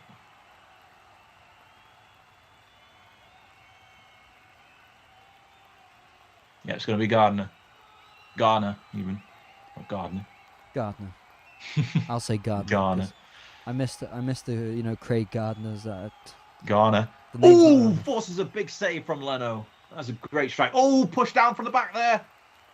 Oh, if only you had the AR to review that. Oh. that would have been something. I think both teams have had something now that could say to be a penalty. And then that's. Oh yeah. Oh, Garner, you gotta be careful there, Garner. Can't throw the ball down like that. It's an awkward one. That. Oh, and there he goes. I think he's got a yellow for throwing the ball down. But this was a great free kick from Garner, forcing a big save from Leno. Hello. It's an awkward one for Leno because it's central. Where do you put your wall? To the right, to the left? Does well Yeah. to save it in the end. Getting a lot of static, and that's why, because Miranda has returned. Hello. Sorry She's for here. causing static, everyone. It's been anything but static this second half. No. So what's happened so far? Recap. Nottingham Forest probably had the better of the chances. Nketiah had a very good chance that he just headed it without knowing. Almost like he didn't know he was going to head it, despite the ball flying in the air for minutes and putting the ball wide. Then it seems like Nottingham Forest are getting the better of Arsenal. Arsenal are applying a lot more pressure now. They're just showing a replay of that challenge on Colback in the area. I don't think it was a penalty. I think, well, Given the Ben White incident earlier, I think he can't really call that a penalty and not. yeah, that's what I said. Like, both teams have had a reason for VAR to be in this game because arguably both of those could have been penalties on review. But here you go, second set piece opportunity for Forest. You just missed Leno making a great save as well from Garner free kick. Mm-hmm. Ah. Leonard's made 2 or 3 good saves in this second half. Into the area. Ooh, no, Leno collects that easily. Leno really not didn't really ever wear green, and now Ramsdale's wearing a lot of green. I feel like he's gone, no, I'll wear green as well. What? I thought green was always the colour of the Arsenal goalkeepers. No, Leno was always wearing like neon orange or yellow before. He never really wore green. You're saying Serie A you wouldn't be allowed to wear that green. I remember seeing Donnarumma last season often with the green on, and their advertisement boards are all green screens. So they'd put advertisement on it, and you wouldn't see Donnarumma's body. So Donnarumma just looked like a floating head. It was brilliant. It was brilliant because when he comes for crosses, Donnarumma comes often for crosses, and you just see advertising there, nothing, and then someone's just caught a ball and no one knows how. Very Harry Potter-esque. You got the invisibility cloak from Harry Potter. Exactly. I see Forest at some points trying to apply a high press, but not all of them are applying it. Arsenal look uneasy. Cedric Suarez giving the ball away again. What a maverick. Once again, Arsenal making a meal of something that should be relatively easy for them. What, buying a right back? and then playing against a championship club, but yes, also. Oh, go on, call back. Run forward. Davis, penalty area. Oh, he's been surrounded by 3 Arsenal players. Garner. Cross into the area. Oh, no, it's nowhere near anyone. Too high. Forest are winning this ball back, but just not making anything in the area. It was a bit not sloppy from converting. Odegaard, wasn't it? Yeah. Like outside the area, we're on a few chances, but not making anything in the area. They're transitioning from the middle of the park to Arsenal's final third quite well. It's just afterwards in that final third what they're doing. There have been periods where they've created good chances, and usually they come from catching Arsenal on the break. So I was hoping that Derby and Arsenal would get drawn against each other if they won this match. But given Derby have lost theirs and Arsenal don't look set to win this, I think it couldn't have been further from the realms of possibility. What FA Cup ties have you both watched over this weekend? What have you been impressed with? I loved Spurs Morecambe. I thought that was a really good game. So Conte nearly fucking it up again in a cup match. Yeah, well, I hate Spurs, Wednesday. so obviously I was cheering on Morecambe. And the Harrys sparing their blushes, Winks and Kane, along with Lucas. And Connor, you said before we went live that you were at West Brom yesterday. Yeah, I was at West Brom yesterday for the game against Brighton. That was a decent game. It went into extra time, and arguably it probably shouldn't have, because West Brom played a good portion of the second half only with 10 men. But they held well against Brighton. But in the end, the Premier League team just brought on their class and experience and got the job done. And speaking of class, here comes Lewis Grabban for Forest. I mean, his facial hair is questionable, isn't it? It's fantastic. What you're That's talking the big about. debate about Lewis brilliant. Grabban this season, isn't it? Not the goals he's getting in, just that big, massive beard. It's a fantastic beard. It's a fantastic beard. You know, Miranda, if you could, you would as well have a beard like that. I'd love to have a beard. This is the best I can do. 10 goals on the season. I Lewis can't Grabban. see anything. That's because there is nothing. Ooh. See, Connor's now got a beard. He's inspired himself you off Lewis should get Grabban. in touch with Try my Wayne best. Rooney and Rob Holding. They might be able to help. Oh yeah. I've got enough here, but just not here, and I like it that way. I like it like that. Nketiah's pushing through. He's getting his shooting boots ready, just wide on that one. I love Arteta's reaction. Nketiah's having a very Nketiah performance. But compared to the first half, Arsenal are playing a lot better because they're really pushing through this Forest defence. But they're making testing. just But I as many think Forest schoolboy have errors turned it as in the up a first notch. half. Sorry, you were both speaking at that point. I couldn't hear anyone. Miranda. I just said I thought Forest had turned up a notch as well, and that Yeah. was Arsenal's response. Yeah. But Definitely. Arsenal making just as many errors as in the first half. Yeah, but They're pushing more. they're finding the redemption arc from those errors, and they're getting it Oh done. God! And then this is what I said, Seb, to you. I think bringing on Premier League experienced players like Kieran Tierney and Lacazette will change the game for Arsenal, can just see it now. If they play the ball through to Lacazette, and it's just easy for him to push through on this defence. I mean, you say that his penalty record ain't great this season.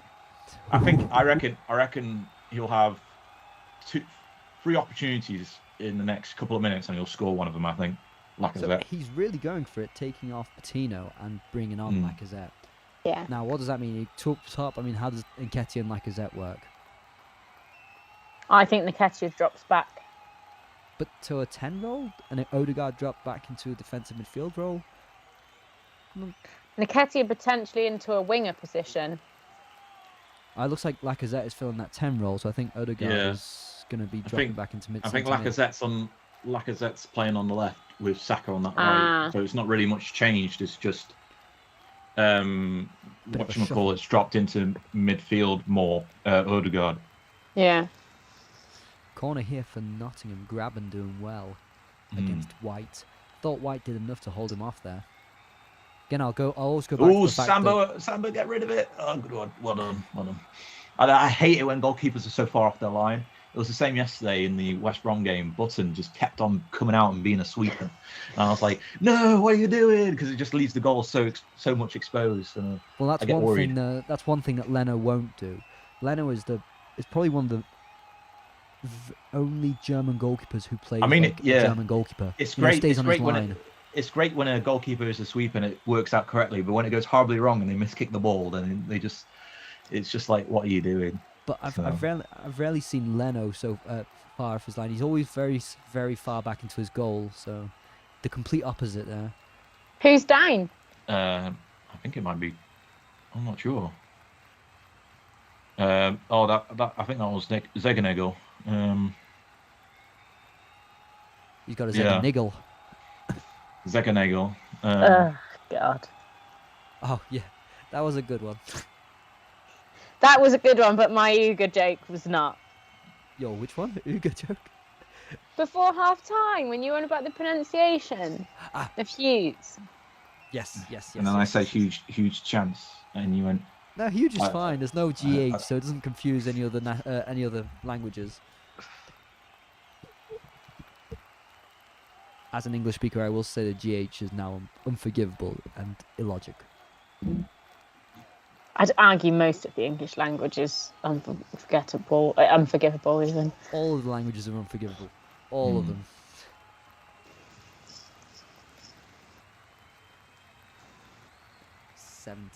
One minute, still 0-0, and Arsenal in possession with White. I think I'm a bit behind Connor, so knowing how fast Arsenal have moved the ball this match, I think it might still be White with the ball.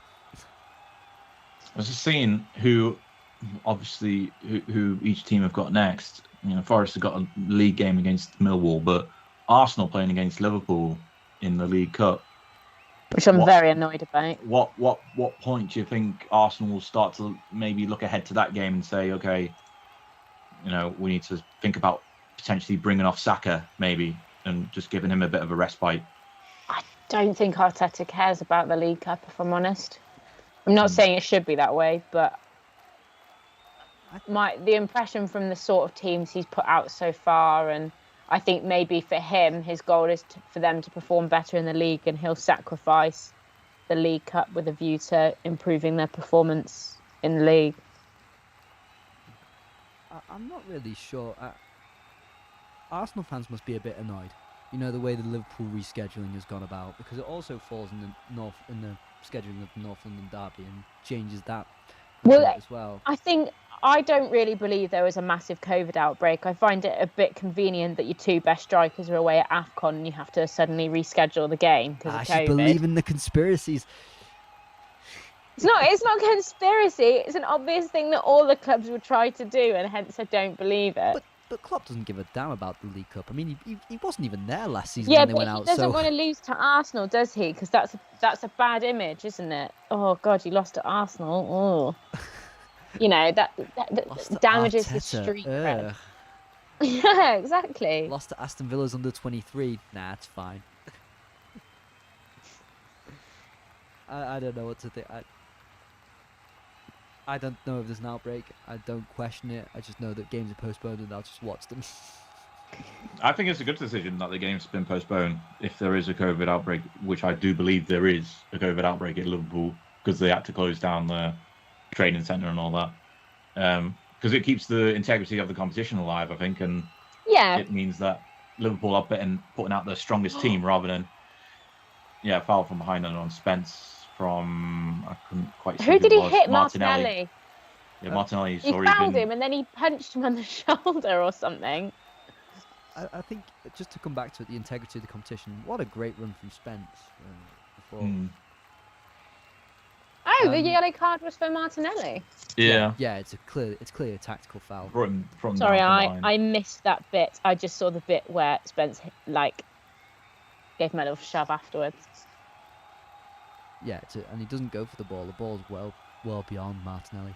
The integrity of the competition, wasn't it one year in the League Cup that the draw was done in the supermarket? Am I wrong on that? Or there was something like that. So the integrity of the competition has long been gone. It's not that. It's just fairness in terms of teams being played, and you don't want a semi-final. You don't want a semi-final of a competition being played without the strongest teams being available when a week later, when the competition, by rule of the competition, all rounds of the competition must be played before the next round's being played, and obviously the next round of the game is the final itself. So as long as they can fit the games in, then it's fine. Liverpool shouldn't be forced to forfeit. And the one that everyone brings back is the situation with Leyton Orient earlier in the season in the League Cup, where they had to forfeit their game because they couldn't get the game rearranged in time for before the next round was played. So whereas Liverpool can, and they got the flexibility as well. The fact that Arsenal were in the same competition as them, so it works out that way. And I still think Arsenal got a good chance against Liverpool because the fact that Salah and Mane are at the African Cup of Nations, so just have to wait and see. But got to get through Forest first, which they are making a meal of. I think if one team were to score, it'd be Forest. Yeah, agreed. Looks like it. They look like they're actually. Oh, Arteta's not happy. You wouldn't be. I think some senior players are the ones making errors. And he brought Tierney on to stop those Tavares errors, but Tierney's not covering himself in much glory either. Ooh. Greg saying hi, Happy New Year. How are you? I'm very well. I think everyone is doing well. Let's Talk Sport. Argue it's maybe a little bit too late to say Happy New Year. No, Greg. you can say it till February. That's the rules of courtesy. Is that well? No, surely there's got to be a cut-off point with how many times you see a person. Oh yeah. If you went into work every day, you can just wish someone a Happy New Year every day. It's once, and it's only if you see the person in January. That's what it is. Right. Is that official guidance? I think so. I've been told that by elders. Now, whether that still stands, I don't know. Who are the elders? Well, that'd be very disrespectful to name because I just called them elders. And then Jamie Burgoyne saying, Seb, how much would somebody have to pay you to build a house made out of frazzles? To play, you mean? But I don't even know the song, so you're going to struggle on that one, Burgoyne. I think he means frazzles, the crisps. The crisps. You probably don't know what they are. No idea what they are, no. They're like little bacon flavour crisps that look like tiny bacon rashers. To build a house made out of frazzles. So, firstly, one's going to have to get me those frazzles. So that would cost quite a bit. I don't know. It depends. Spence just gave Martinelli a receipt there for that challenge early in the game. He doesn't even care about his yellow card. He knows he's getting a yellow there. Oh, it's on Just gave him a receipt. It's on Tierney. Yeah, there you go. Wait. Oh, I thought he was going for his back pocket there. Yeah, it's a clear yellow. But no, I don't. I can build a small one, Burgoyne, but I can't build a big house. No. Just to end that controversy. What would you even stick the frazzles with? Saka through a goal. Lacazette just missed it. Don't rate Wow, Lacazette at the moment. Goal kick. He's not a striker, is he? No. I think he's a false number 9. That was a nice run by Saka. There's a great ball in. I don't know how Lacazette doesn't get to it. I think it was great defending as well from Worrell, just getting in front of Lacazette, so he didn't have a clear vision of the ball. Awkward height for Lacazette. Worrell's Lacazette another one. Isn't tall as it is, so that becomes head height for him. Worrell's another one that will be playing in the Premier League soon. Like, he's a quality defender. I'm surprised we've managed to hang on to him for so long. Because he's had attention from like West Ham and Tottenham, I think, as well. I just wouldn't be surprised if you know, we already mentioned it several times about potential playoff push for Forest. But if they were to miss out on the playoffs, I think Joe Worrell and Brennan Johnson would be the two players that you guys would start to see a lot more of in the Premier League, because they're that quality of player.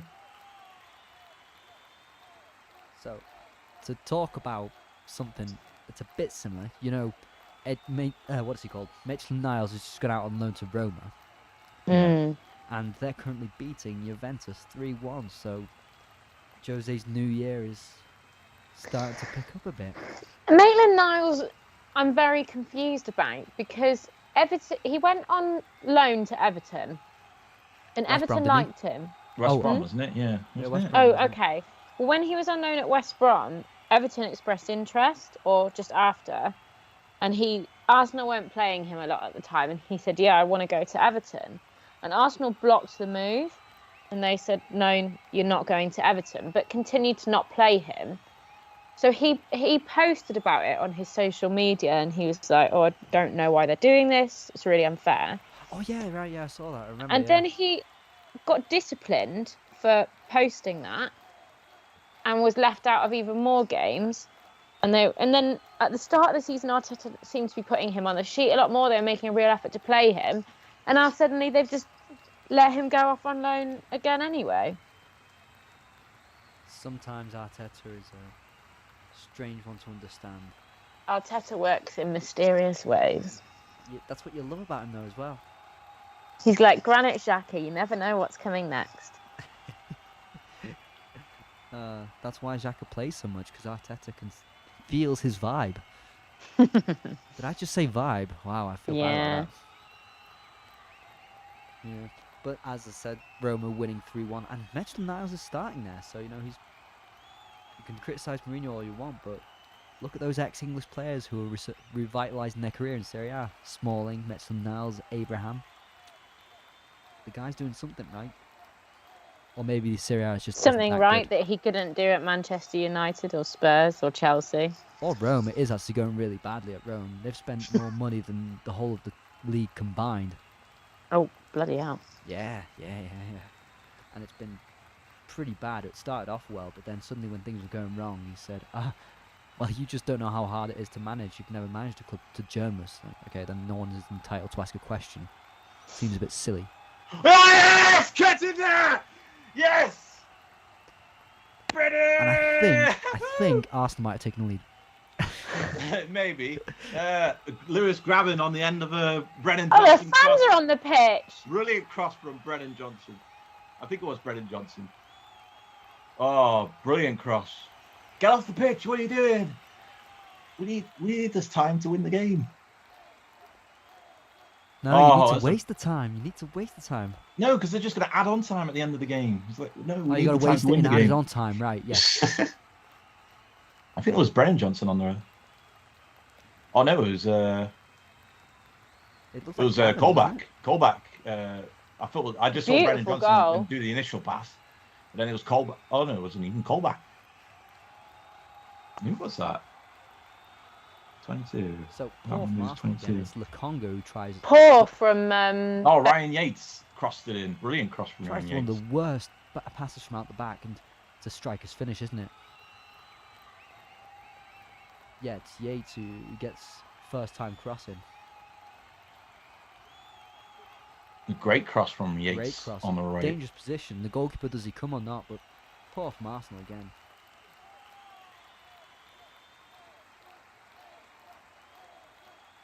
Arteta's almost on the pitch.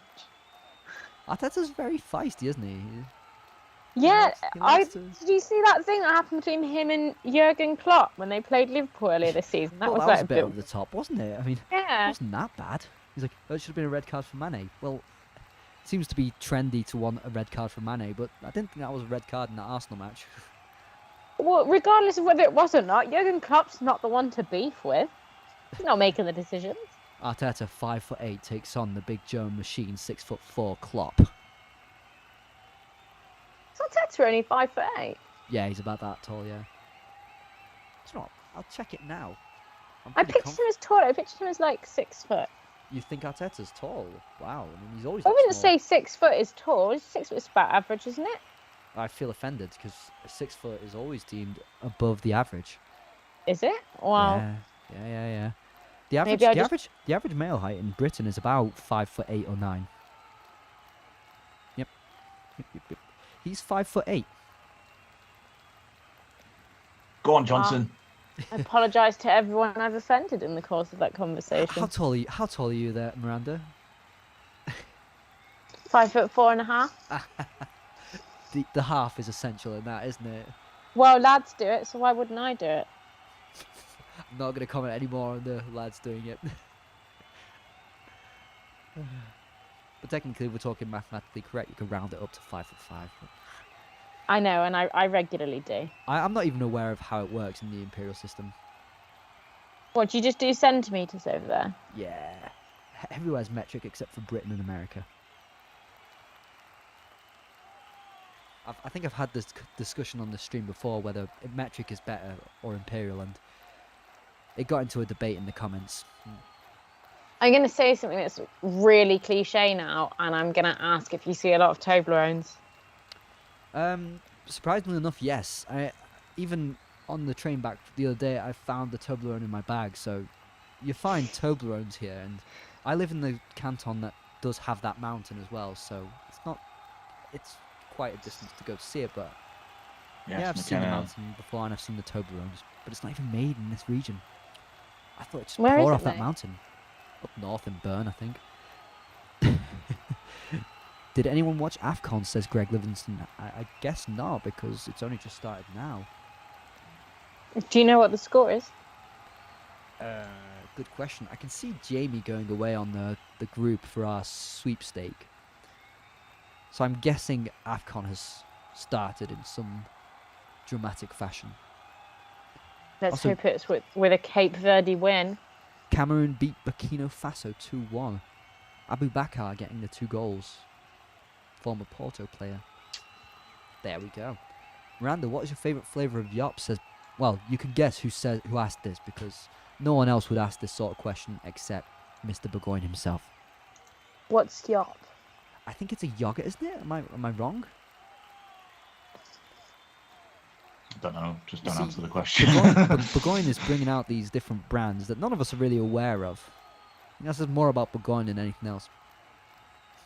I mean, if we're saying it's yogurt, I don't know, like a lemon maybe? Lemon. Bitter, like Arsenal fans. I saw much of that after their game against City. Absolutely love to see players knee it back to their goalkeeper. Love to see it. It's really the art of the game. And everyone protests with it. It's technically not a back pass. The knee is fine. No, because you're not passing. It's not intention. It's a different part of your body. Intentional Yeah. pass. Throw it, play through. Oh, Go on, this is terrible defence. Oh, so close. Well, it's not really close at all, but for Forest fans, it's close. That's as close as they've got, except for the goal. Except for the goal. But Nketiah giving the ball away, he's playing that role of dropping back and then almost doesn't care that he's lost the ball. But White is the one who defended it well again, I think, or Holding. One of the two Holding. defenders. Holding. I think it's Holding. He gets Still his body in the disappointed way. that my hand hasn't got a shout in this game yet. So coming up to You're really 7 not minutes. giving up on that one, are you? I won't give up on a lot of these things. I see lineups for whatever it can be, except for the actual how good they are on on a football pitch. Like, I'm a big fan. People know this at the stream. I'm a big fan of Manchester City's defence because they are. If it's Cancelo, Walker, Stones, and Laporte, they are all born on either the 27th or 28th of May. Weird. Love the birthday sharing there. Are you big on star signs? Is that They're what all it is? Geminis. Well, it's like me as well. But then you add Lacazette into Manchester City, like the 28th of May as well. You've got a perfect team. I don't care if they're good at football. Just give me these pure stats that no one looks into. Seems a lot like a waste of your time. You've seen how interactive I am in our WhatsApp group. I don't have a lot going on right now. Evidently. Who are you two thinking is maybe man of the match today? Or player of the match, shall I say? Davis, maybe? Davis has been good. But Graben's got the goal. I think it's really sloppy when people just go with man of the match based on who scored the goal. Oh yeah. Oh, it definitely is. I think in terms of play, I think Spence has been brilliant. for Yeah, I was Forest about to and mention Spence has been really. So threatening. I go with Spence. I would. Well, I would Gotta not, think- but that's gotta only think of a- because he's beat up Saka. Not Saka, Martinelli. I'm trying to think of a fourth option to put on the poll, and I'm just going to go with Saka because I think he's been Arsenal's most dangerous player. Can't really think of anything else, but Spence for me, yes. Ask your community. We're Wow, about to There he lose is this, again, aren't heading we? that ball out of play. He's been brilliant, Spence, and I've been so impressed with him. 1.5 minutes to go. Ooh. But hang on, otherwise it's extra time. Ugh. Okay, so Greg Livingston asked, "Where's Samba from?" Because I thought he'd go to Is that AFCON. Kolasinac coming on? I've forgotten what he looks like. Oh, so if they bring on another left back, they would have gone through all their Yeah. left backs in the squad. Replacing Suarez with Kolasinac. So Greg asked him, "Where's Samba from?" Because I thought he'd go to AFCON. Samba is from Republic of the Congo, so they haven't qualified. That's the Yeah, reason. why. I don't think he plays international football either. So Good point as um, well. That's probably more essential than the team qualification. You see, Arsenal are great at this, where you thought a player didn't exist anymore, and they just appear like Kolasinac. Well, it's like Bellerin. I don't even know what's happened to him. Is Oh, he he's- on? No, he's at Is he Betis. on loan or? He's at Betis. Is he? Yeah. I'm on the name. He might show up back next season. So, but you know, Betis are doing really well this season. They drew today, but they're third. They're well in the shout in Spain. Well, they are welcome to him. these Well, will be the talking- longest minute and a half of my life. Hang on. So we're into extra added time. Sorry, not extra time. Added on time, yeah. Yeah, I always get them confused, and it's not a good mix. Connor, have you seen Lorenzo Lucas' strike rate for Pisa this season in Serie B? He's the perfect cross between a traditional man and a poacher. Also, Horlicks or Ovaltine. Wow, I mean, that's a lot. I don't know. I don't know what you're talking about. I should know to filter some of these Burgoyne questions out, Yeah, he should. and I just keep doing it. I'm my own worst victim. So 1 minute left on my watch, probably 30 seconds for the other two. Arsenal trying to do everything to get the ball in, but Take Oh, the the time first with the throw-in. are the Forest players going down with cramp? Taking the time with the throw-in. It was a foul throw, I think, from Arsenal. I think that's Obviously, what as you would. Mataface said.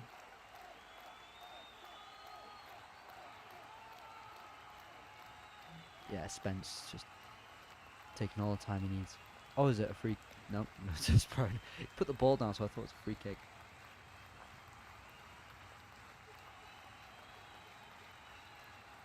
This is the first outing of my FA Cup shirt this season. I think it will also be the last. Well, because Arsenal won't play the FA Cup in that shirt this season. Yeah, true. I'm probably encouraging knife crime. 3 minutes have gone, blow the whistle. 3 minutes have gone, blow the whistle. 3 minutes have gone, blow the whistle. 3 minutes have gone. I think by the sounds of Mr. Porter, 3 minutes gone. Just blow the whistle. It's in there like 30 seconds. They've had 90 And minutes. it's There we done. go. Get in. What a win. What a Wow. disgrace. A disgrace. From my team, not from Forest. Oh no, I know. You're probably saying Arteta out. I'm not Arteta right. Are you not? Because this a lot of people, and to be fair, if I'm getting my information from Twitter, it really isn't that good information, is it? But you know, people saying that the FA Cup win in his first season saved him. He basically rode on that wave during his whole second season. And yet he sold Martinez, without whom the FA Cup win would not have happened. You know, it's not about the emotional connections you make with these players in the end. It's about getting results. And obviously, Leno is preferred to Martinez, as we can see. He's a much better goalkeeper. Can we see that? Can we? I'll say it just for satirical sake, but No, Saka looks sad. you always want to give him a hug, don't you, when he's sad? Yeah. But what I find depressing is that Saka's younger than me. He's about 500 million times richer than me. Yeah, that's probably what makes me sadder than the age thing. It's the money. So, Nottingham Forest 1, Arsenal 0. Thoughts on that game? I'll first go to Miranda, who's the Arsenal fan. Disappointed. I'm going to point to it there. Well, I think the Arsenal side underestimated Forest. They thought they could get away with a second team, potentially more relaxed, and that was not the case. I thought that there were a few chances that we should have and could have converted, but we didn't.